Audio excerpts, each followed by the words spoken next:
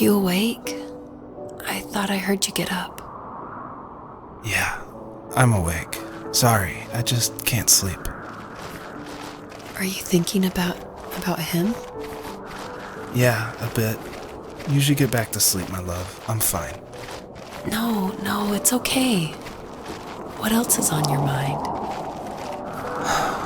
I don't know. It seems weird, but I had one of the most vivid dreams of my life. I saw a fox on a snowy mountain, just looking confused and worried. Those eyes. I can't get those eyes out of my head. She was running in the windy snow, looking for something. Do you think it has to do with you and what's been going on? I don't know. It was just a dream, Rachel. They're not meant to make sense. A lot's happened the past couple days, that's all. Well, if you're not going to sleep anyway, you should tell me. I want to hear. All right.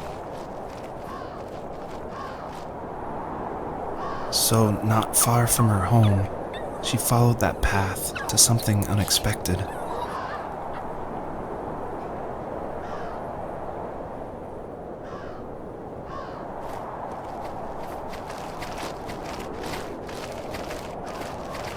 She couldn't stay, though. She had to find her other 2 children. So she took that path. She followed it towards something ancient. Something with answers.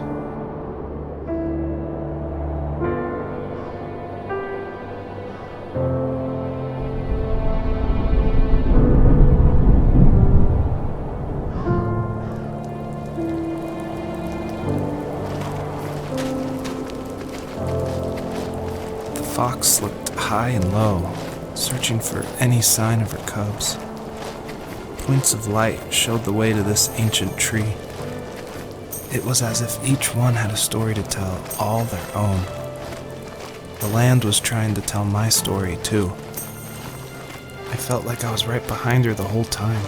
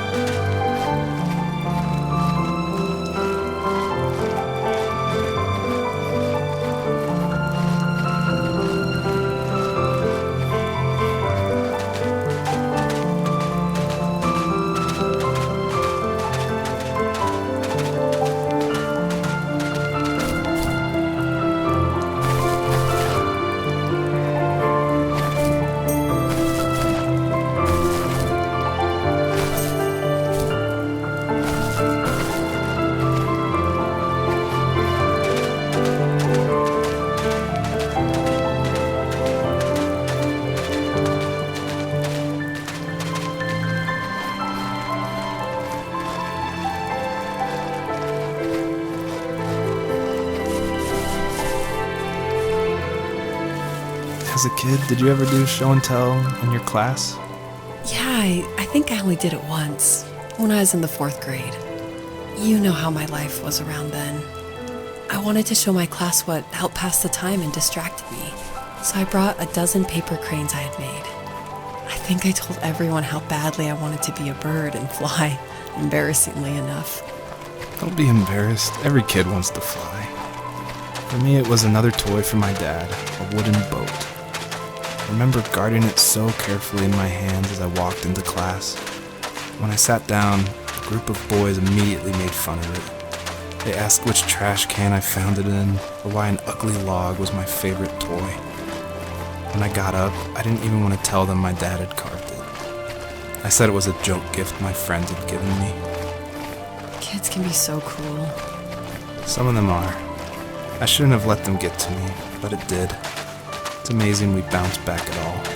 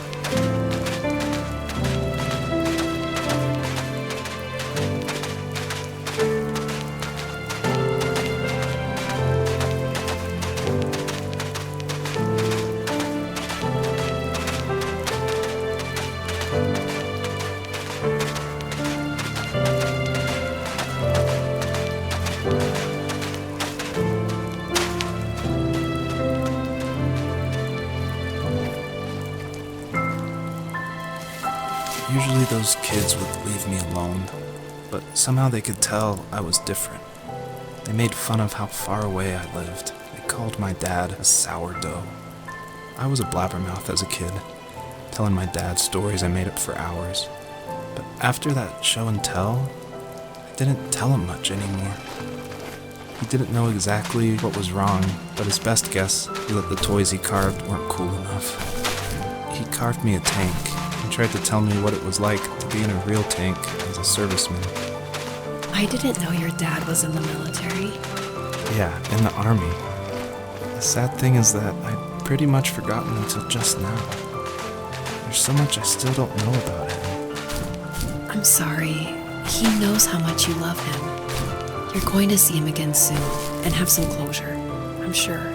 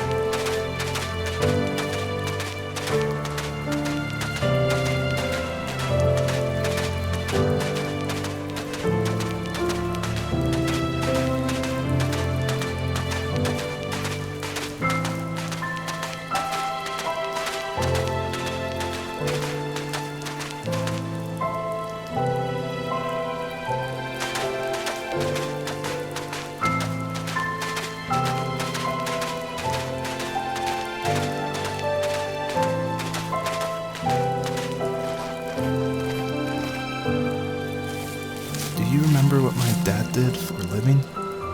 Wasn't he like a lumberjack? That's one way of putting it. If wood was a canvas, then a carving knife was his paintbrush. Even after working a 50-hour week, even after his hands were more splinters than skin, he would bring home the nicest piece of Alaskan weeping cedar and make me toys. That wooden train was the first toy I can remember, and I loved it. I just knew from a young age I was going to be a lumberjack, like my father.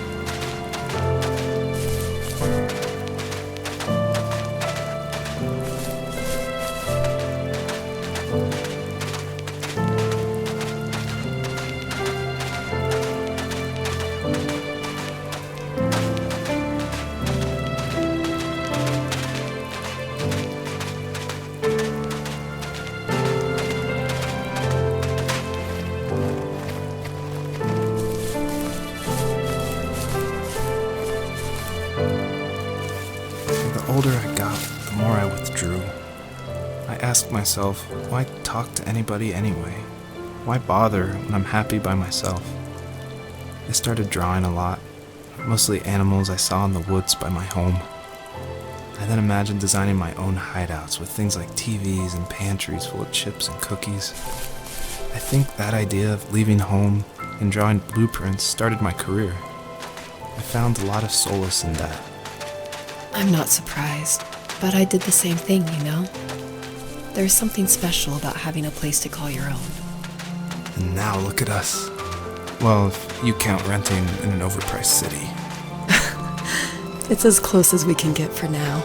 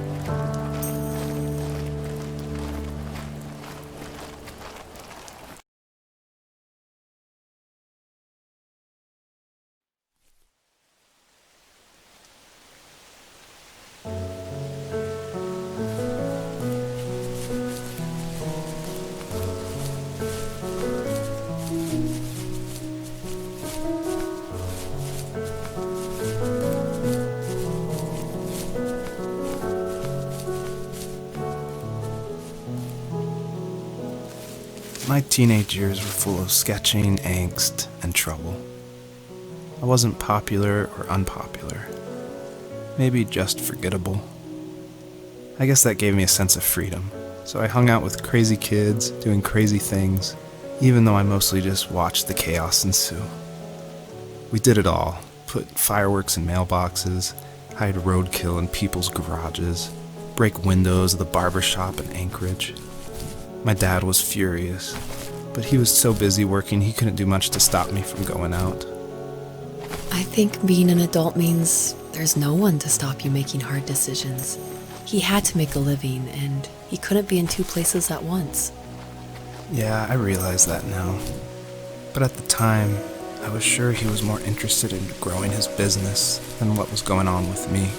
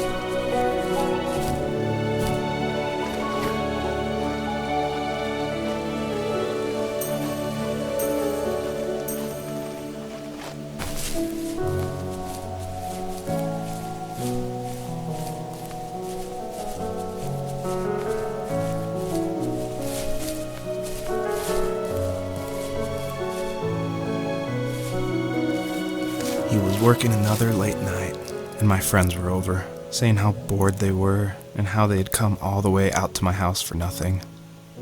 One of them mentioned how that old, ugly beyond belief truck was still in the garage, and how we should take it for a spin. I was only 15, so I kind of fought it for a while. The next thing I knew, we were careening around the mountain path, rocks spitting onto the sides of the cliff, while my dad's cringeworthy bluegrass blared out the speakers. I drove while my friends were in the back of that yellow and purple truck, throwing beer bottles and trash at anything remotely interesting. Felt like I was soaring in the air with borrowed wings. But all good things have endings. A cop outside of Eagle River pulled us over after he saw us send a bottle rocket into someone's yard. What followed was a long night of talking to disappointed adults and feeling smaller than ever.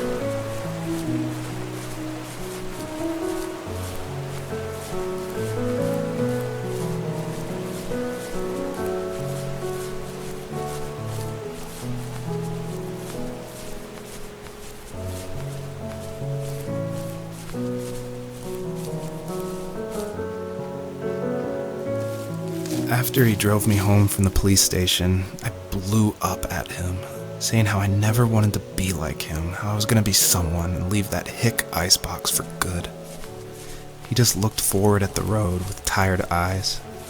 I took out that bluegrass tape from the cassette deck and chucked it out the window. In my sage teenage wisdom, I thought I had proved the ultimate point, but my dad had a different idea. He slammed the brakes, slowly bowed his head while gripping the steering wheel, and finally looked at me. All he said, like it was a polite request, was, "Make this right." I sat there in silence, fuming, but I eventually got out and combed every square inch of the woods, muttering profanity after profanity. I found it 30 minutes later, near a small waterfall off the road. I went back to the truck, put the wet tape back in, and sure enough it worked. We didn't speak another word to each other the rest of the night. Wow, I knew you were a crazy teenager, but... It's hard to believe, isn't it? It surprises me too. It's like I didn't really know who that kid was back then. I bet my dad thought the same thing over and over. It's almost like he was saying, "Make this right," to himself, more than to me.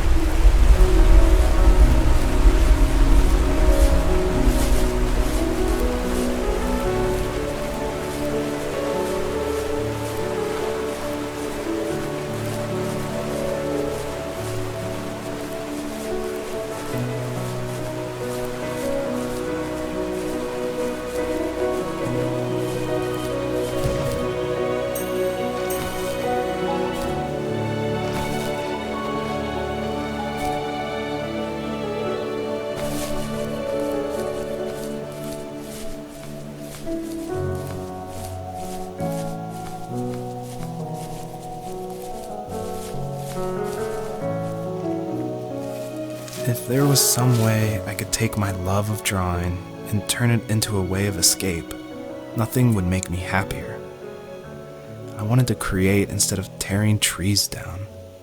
I wanted to move to the lower 48, not because I hated it there in Alaska, but I hated the idea of it. It's like all of that spite inside me had created this monster which followed me around my whole teenage years. I put so much energy into doing what others didn't expect of me. Why did I do that? There's one fact you're forgetting, though. If you didn't have that fire in you, we probably would have never met. You're absolutely right. Maybe the destination is all that matters in the end. But then why am I awake? Why am I seeing this fox go on her journey? And why can't I stop thinking about my dad?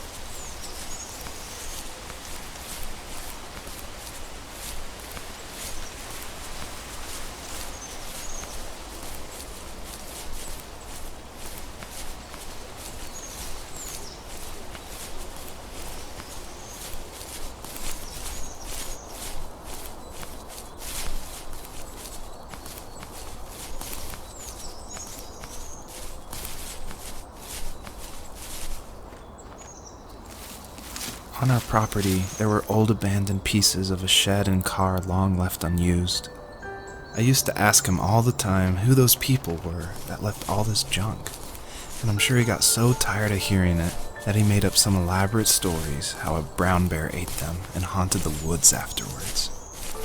What's funny is I think it made those people seem more real. Growing up thinking they were still hanging out like they couldn't say goodbye. I used to tell my friends how I could swear I saw spirits move near the water, and that always freaked them out. I guess it didn't bother me, because the way I saw it, they were normal people with old cars and sheds, just trying to figure out how to survive and be happy in the middle of nowhere. It was a cool thought that they didn't want to leave, but I was a weird kid. Well, you had good company since those ghosts like living in a place where they were brutally devoured.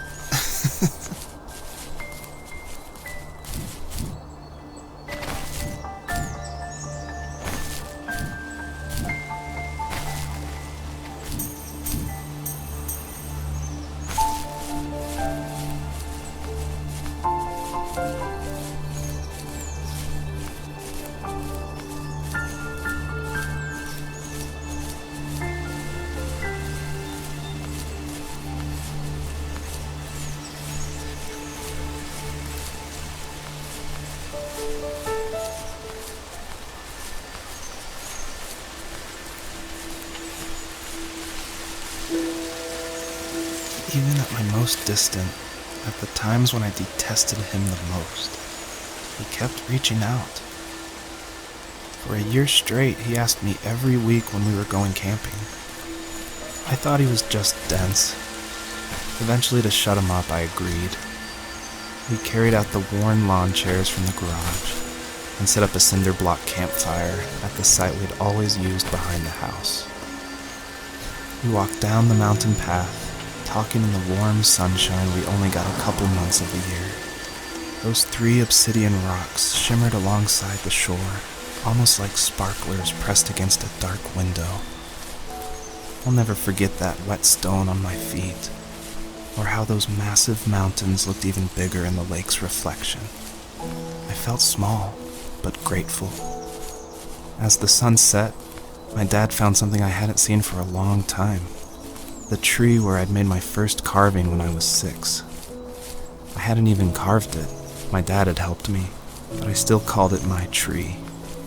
Something about seeing my name there made me open up, and we talked about everything that night in that old camouflage tent.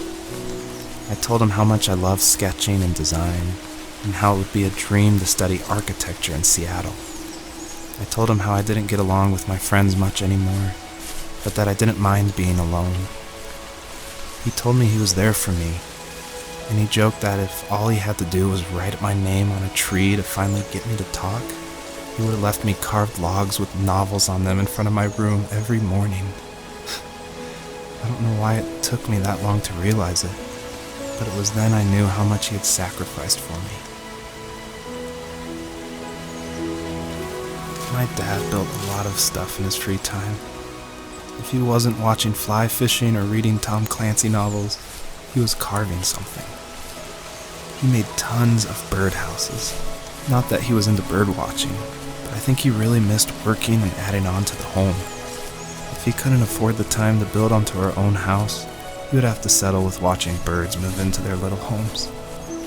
We kept an old mattress in the bed of that ugly yellow truck, so we would drive it deep into the woods and then watch the birds fly into their houses while the sun set. Usually it was accompanied by venison jerky or a cold Coke, but not a lot of talking, which is how we both liked it.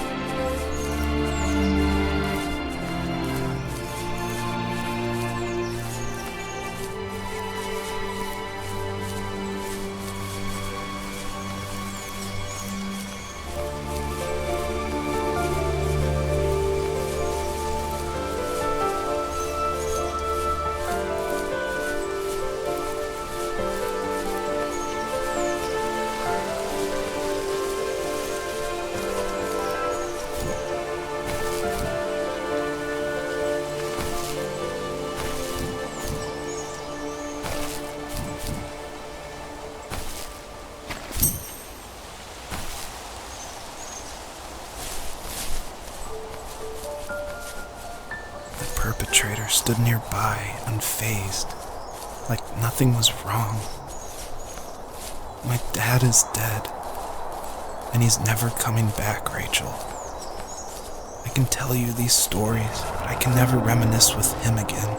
He can never hold a grandchild that we'll probably never be able to have. I can never talk to him again, and I'll never be able to say I'm sorry for everything.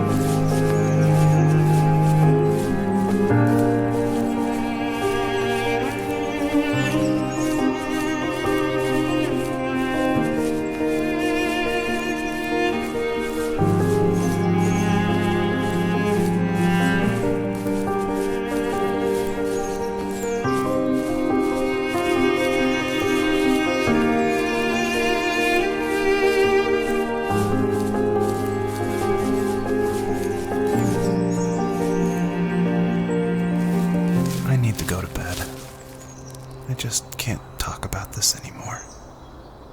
Good night.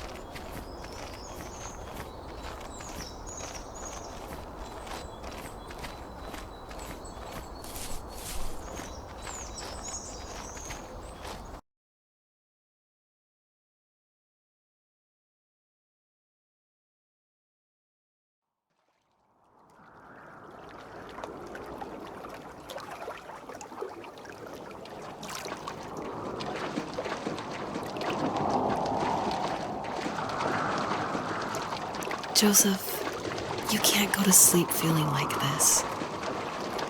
I'm sorry for everything, and I know you need space, but I'm here for you. You don't need to feel so lost. Joseph, have I ever told you what my mother was like?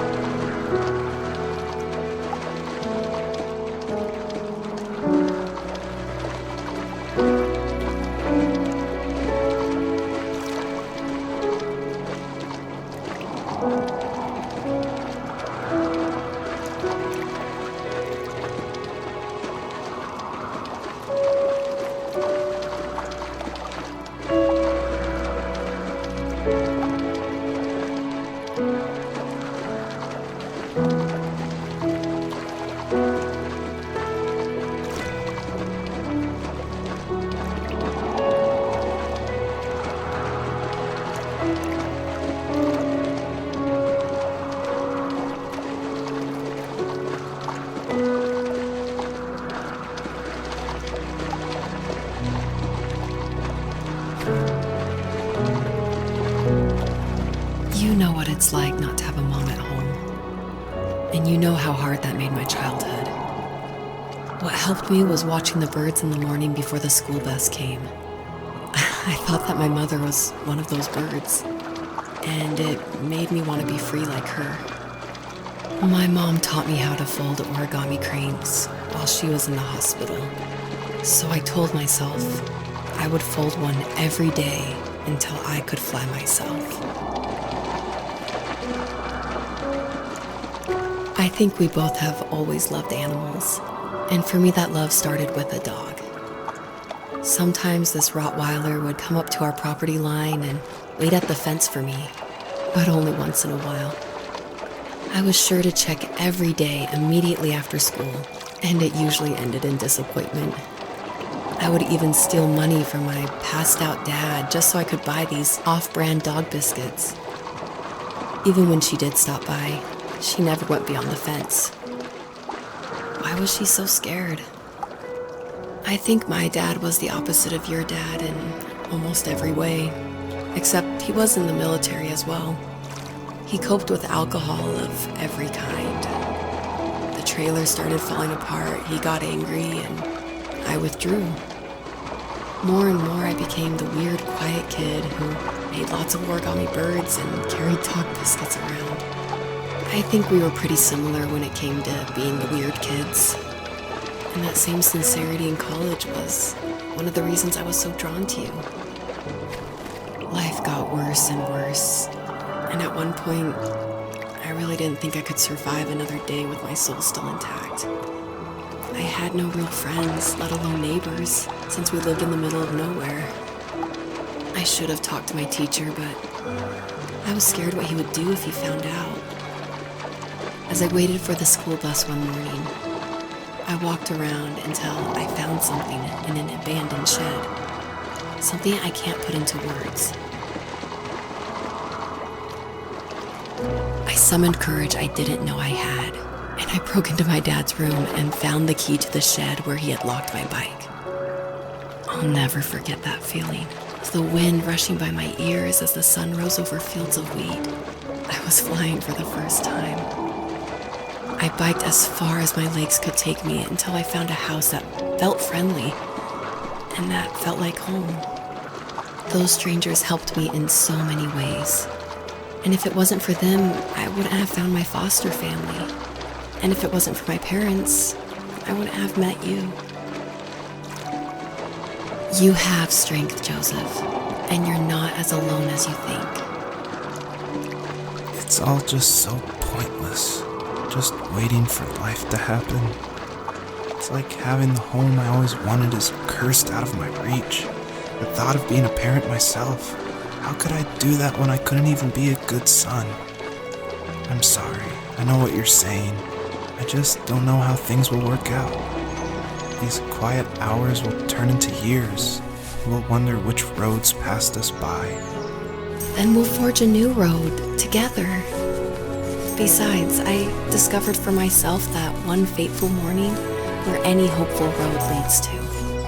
There may be thorns and mist, but it always leads to the same thing.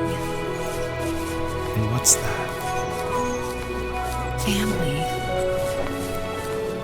I'm so glad that you're part of my family, Rachel. And I'm glad you're part of mine.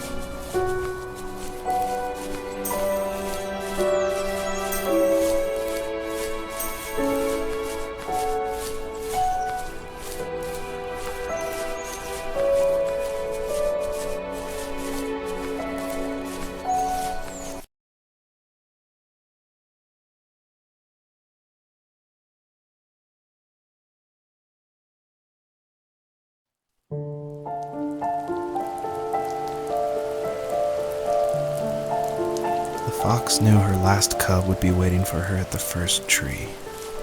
She was almost there. The rain cascaded onto the jade valley where the entrance to the tree was. Life was protected there, because that's where life began.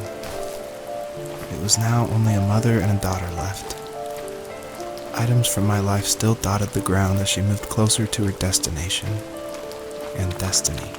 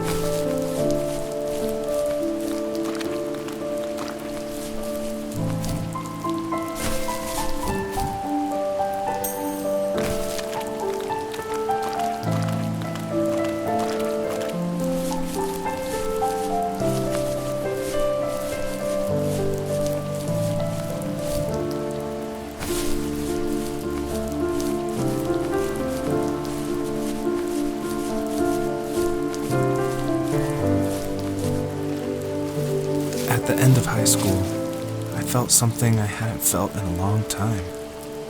Drive. I looked into the best architecture schools on the West Coast, then got a dose of reality when looking at other students' portfolios and the high cost of tuition.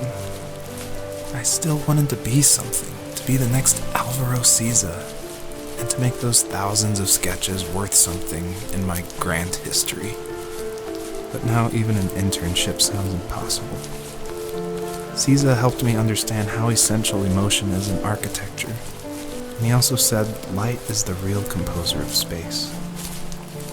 I like to think these glints of light, like not finding a job, or even a strange dream about a fox, are something I should be thankful for, even if the illuminated space is something I'm less than comfortable with.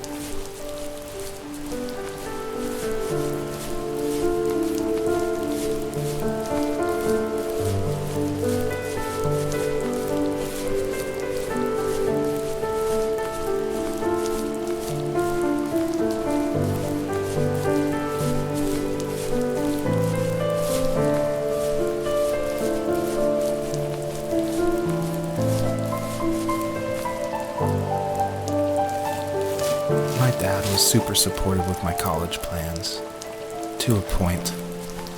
Things were okay until this terrible accident happened. I guess a forklift flipped over due to a bad axle, and it crushed one of the workers there. My dad didn't eat for days, even though he wasn't directly involved. It devastated him. Not only did it hurt the business, but it just freaked him out. He would talk in his sleep, muttering things about firing people and saying sorry. One fateful day he approached me, said that since my school search wasn't going well, I should finally be a man and take over the family business.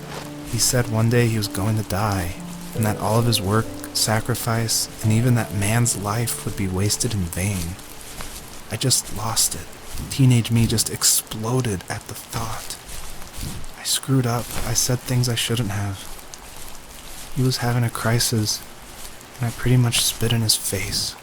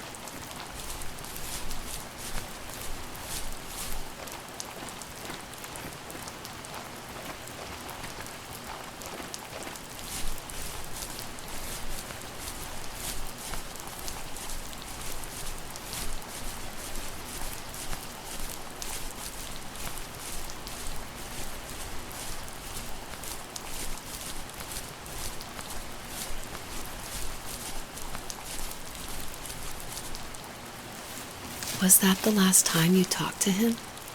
No, I called on holidays, and he would call on my birthday. I guess we acted like nothing ever happened, which was stupid. Didn't want to ask about his lumberyard, and I'm sure he didn't want to ask about my job search. I never went back and visited. I think the last conversation we had was about what movies we had seen and what exactly a best boy is in the credits. I thought he would be here so much longer.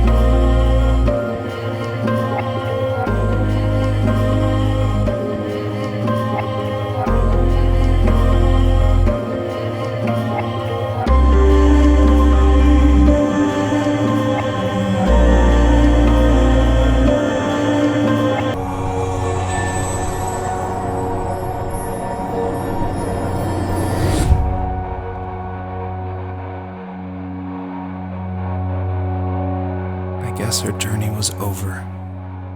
But I have no idea. It's only a dream, a distraction from tomorrow. I don't think dreams normally bring back to memory so many important feelings. Maybe it was just a dream, but it was also a gift. Yeah, I suppose. But tomorrow we're getting on a plane to the last place on Earth I want to be. The only person that would have made the trip worth it is gone. You're going to see him and be with him one last time before you say goodbye. I have one last quote for you by Emerson, sealed in an imaginary letter from me to you. It is the secret of the world that all things subsist and do not die, but only retire a little from sight and afterward return again. Go to sleep, my love. We have a big day tomorrow, but I'll be there with you every step of the way. Thank you. Thanks for listening. Good night, Rachel. Good night, Joseph.